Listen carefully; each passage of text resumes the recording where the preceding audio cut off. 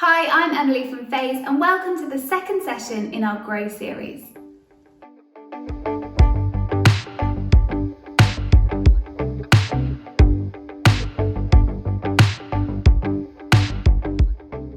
Today's session we're going to be thinking about change and how we can cope when lots of change is going on around us.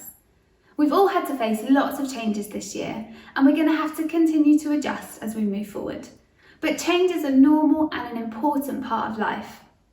I've got a glass of water here. Turn to the person next to you. What happens to water when it gets really, really hot? It turns to steam. Well done. And what happens to water when it gets really, really cold? It turns to ice. Fantastic. And both of those things are important. Turn to the person next to you again. What is one thing that we need ice for that we can't use water? Okay, and now tell them one thing that you need steam for that you can't use water. So maybe it's having a shower, maybe it's making a cup of tea, maybe it's keeping your drink cold or keeping your food fresh. But those changes are really important. Although change can feel difficult or it can feel scary, it's an important part of life. And today we're going to think about ways that we can help to manage it better. We want to leave you with the idea that there is hope. And we're going to use that word to remember our 4 top tips for dealing with change. And those 4 tips are to have questions, to open up, to be present, and to remember that everybody goes through change. So why don't you write those in the front of your booklet now? So let's start by thinking about having questions. When lots of things are going on or changing around us, it's easy for us to fill in the blanks in our head and come up with an explanation of what we think might be happening. So just as it's important to talk to an adult about how you're feeling, it's also important that you ask them lots of questions. When we feel really worried, often we make up an explanation in our head, and often that explanation is a lot worse than what's actually going on. An adult might not be able to give you all the answers or all the information, but you'll never know until you ask them. This is Samuel, and Samuel's mum always takes him to a park on Friday after school. But today she's taking him straight home. Lots of thoughts start to come into Samuel's head and they're making him a bit worried.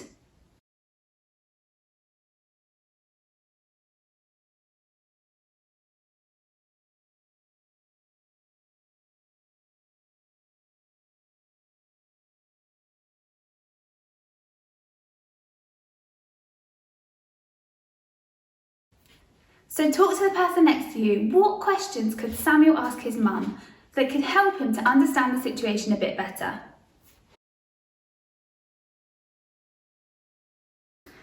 So in the end, Samuel decides to ask his mum a question.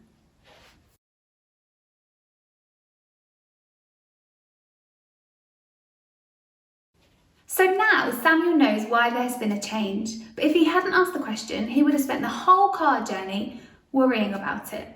So don't be afraid to ask questions. Number 2 is about opening up. In the last session, we looked at different ways that we can manage our emotions. And one of those ways is to talk to somebody about how we're feeling. So now we're going to do an activity. For this activity, we're going to need some volunteers, which I'll let your teacher pick in a minute. One at a time, a volunteer is going to come up and your teacher has a list or a pack of cards with lots of different emotions on. So you're going to get one emotion and I want you to act that emotion out to the front of the class. See if anybody can guess which emotion you've got. Then I want you to think about what might be a situation where you might feel that emotion. Then in your booklet, you'll see that there's lots of different emojis. When you finish discussing that emotion as a class, I want you to think about which emoji represents that emotion best to you. Don't worry if you put something different to the other people around you. When you finish, the next volunteer can come up and do the next emotion. So why don't you have a go at that now?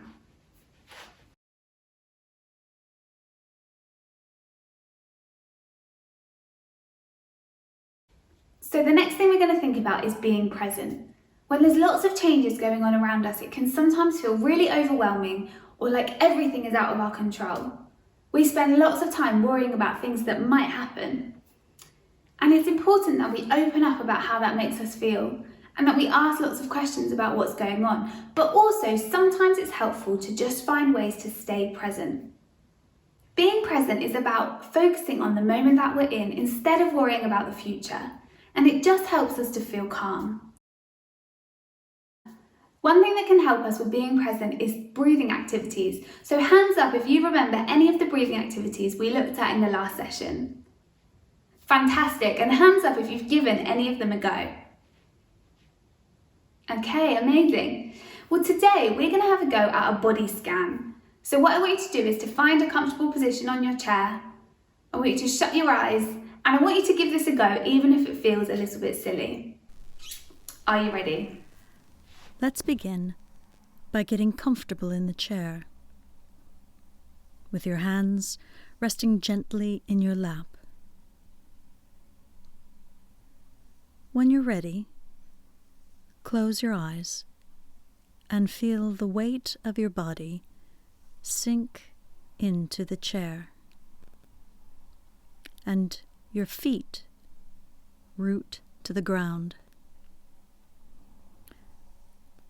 Rest your attention only on the sound of my voice, and let all of the other sounds in the room fade away.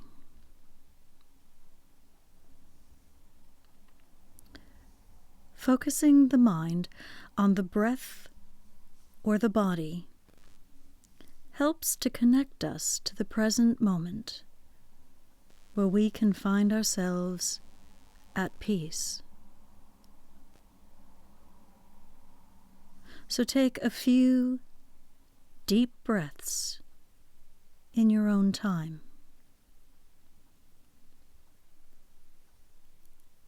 Letting your mind follow the natural rhythm of your breath as it flows in and out. Noticing how the belly rises and falls with each breath.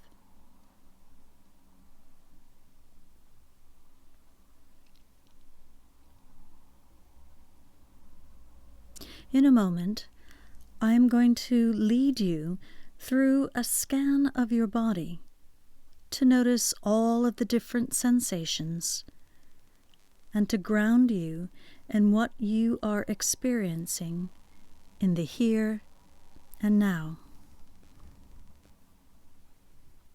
We're going to start at the top of the head, not looking for anything in particular, but just noticing sensations here, or even absence of sensation.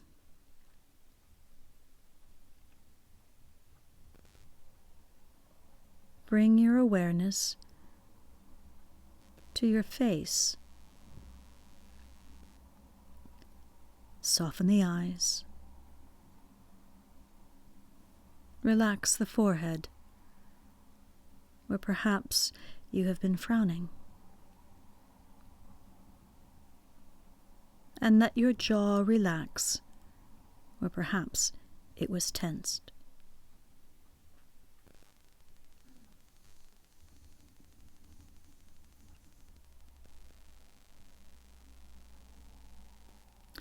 And extending your focus down your neck and into your shoulders.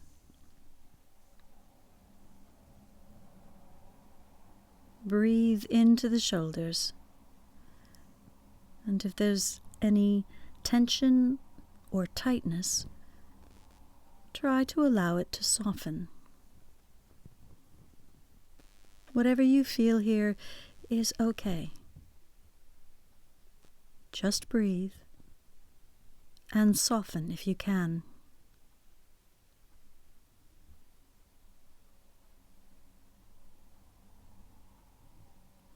Then, start to notice any sensations in the arms,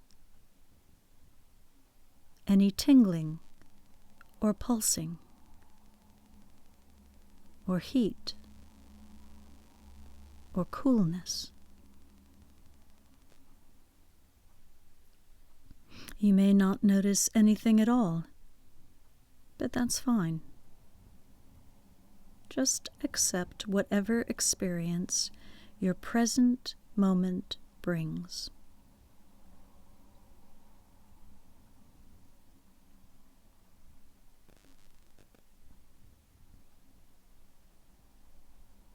Then take your awareness down the arms towards the wrists,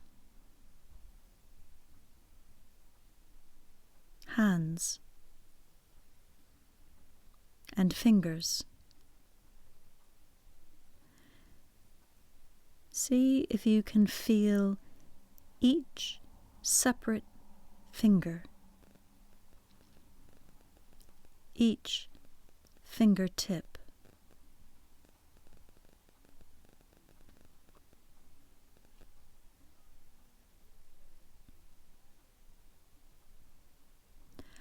Move your attention to your chest now.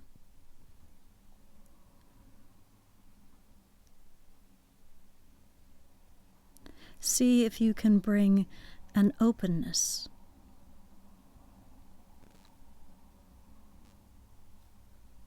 Observe the lungs expanding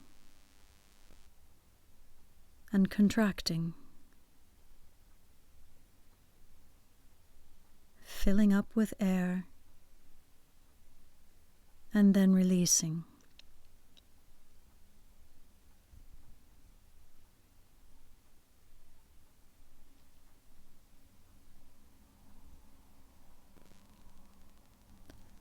Then drop your focus into your stomach. It is common to hold emotions in that area, so notice if there is any gripping or discomfort. And if so, let it soften and be filled with your breath.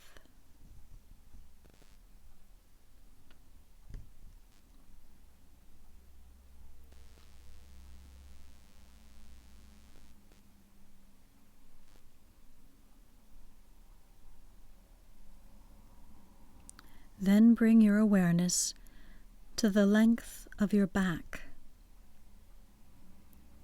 not judging anything in your experience, just noticing whatever is here. Strong sensation, subtle sensation,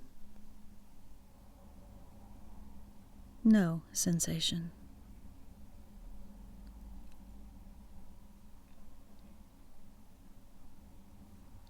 Bring your awareness down to the hips, noticing any points of contact or support with your chair.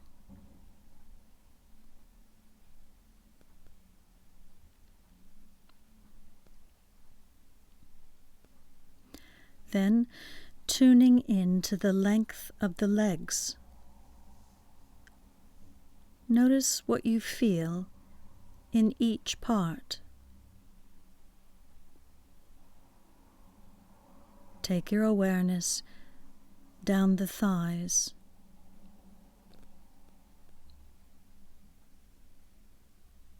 into your knees, the calves, the shins, right down to your ankles, and then your feet. Notice the position of your feet and the points of contact or pressure. Any tingling or sensation.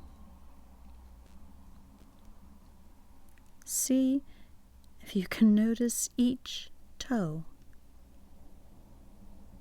and the space in between the toes.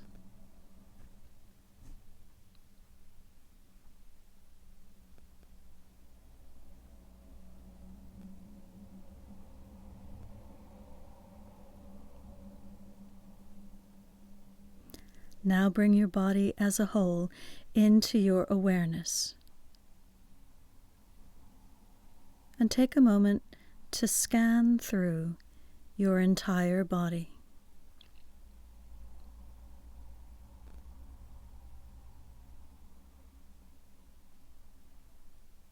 Allow your breath to become more full, taking a few deep breaths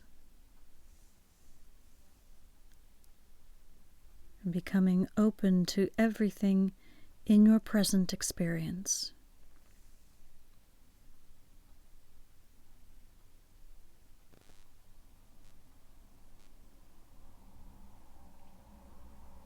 Observing the weight of your body, the temperature of the room, any sounds around you. Connect to everything in this very moment.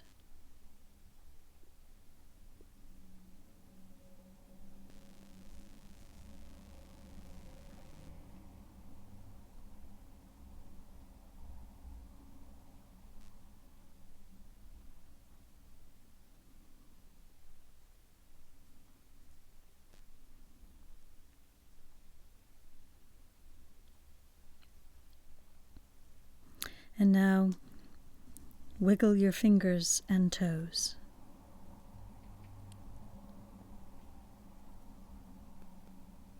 When you are ready, open your eyes.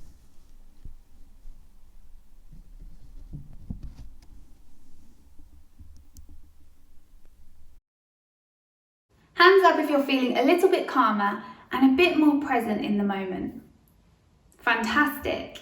Another thing that can help us to stay present is to focus on the things that are inside of our control instead of the things that we can't control or things that may or may not even happen. And to do that, we're going to look at a circle of control. You might have seen one of these before. So a circle of control has 3 sections. We'll start by thinking about the things that you can't control. Maybe it's different rules about what you're allowed to do in school. Maybe it's not being able to see family. It's helpful to recognise that we can't control these things, and so worrying about them isn't going to help. Instead, we shift our focus onto the things that we can control. These 2 circles represent the things that we can control, whether it's partly or fully. It might be choosing to call or to FaceTime family, or choosing who to play with at lunchtime, or even choosing what colour socks to wear to school. Some of those things might feel really small, but focusing on those small decisions helps us to feel like we've got a little bit more control. So now I want you to think about Lucy. Coming up on the screen in a minute is going to be lots of different things, and I want you to decide whether there are things that she can fully control, things that she can partly control, or things that she can't control at all. You might have a big piece of paper on your table that you can draw the circles on. Otherwise, you can use the circles on the back of your booklet. Make sure you discuss them with the people sat around you, but don't worry if you disagree slightly on where you want to put them. So why don't you have a go at that activity now?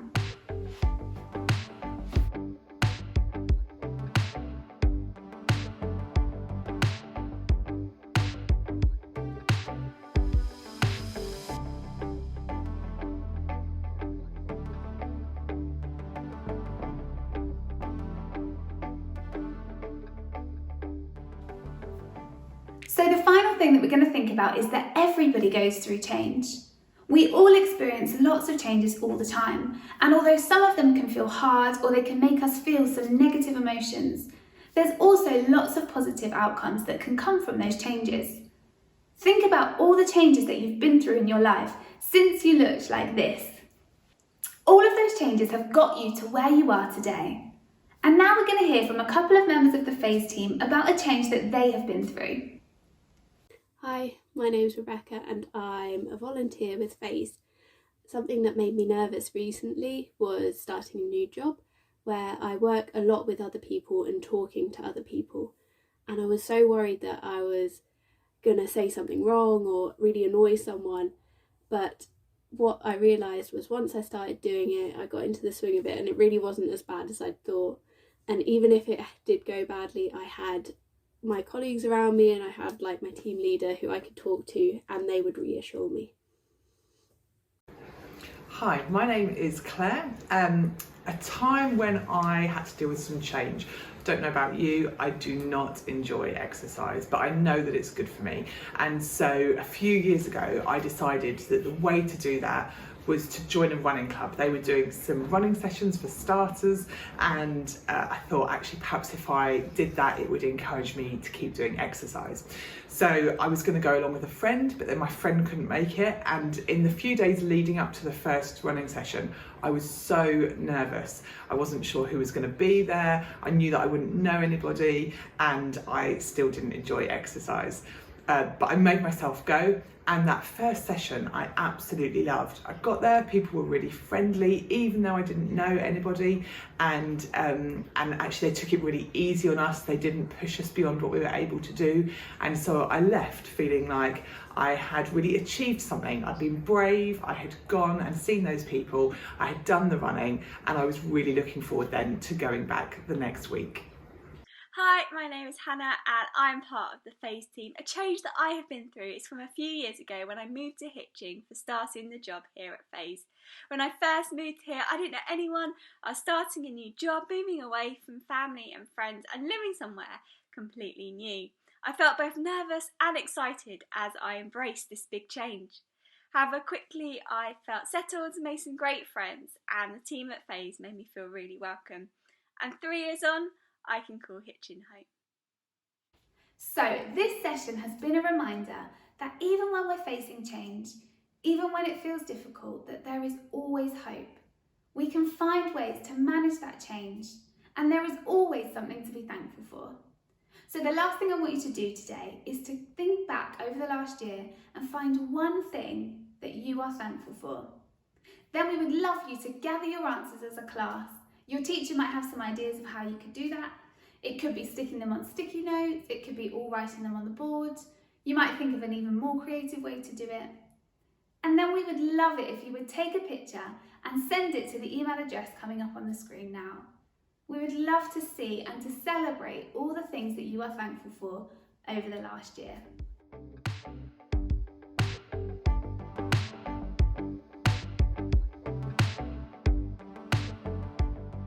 Okay, before we finish, I want everybody to close their booklets and I want them flipped over so that you're looking at your circles of control. And then I want a few people to put your hand up and tell me what are the 4 ways that we've talked about today to cope with change.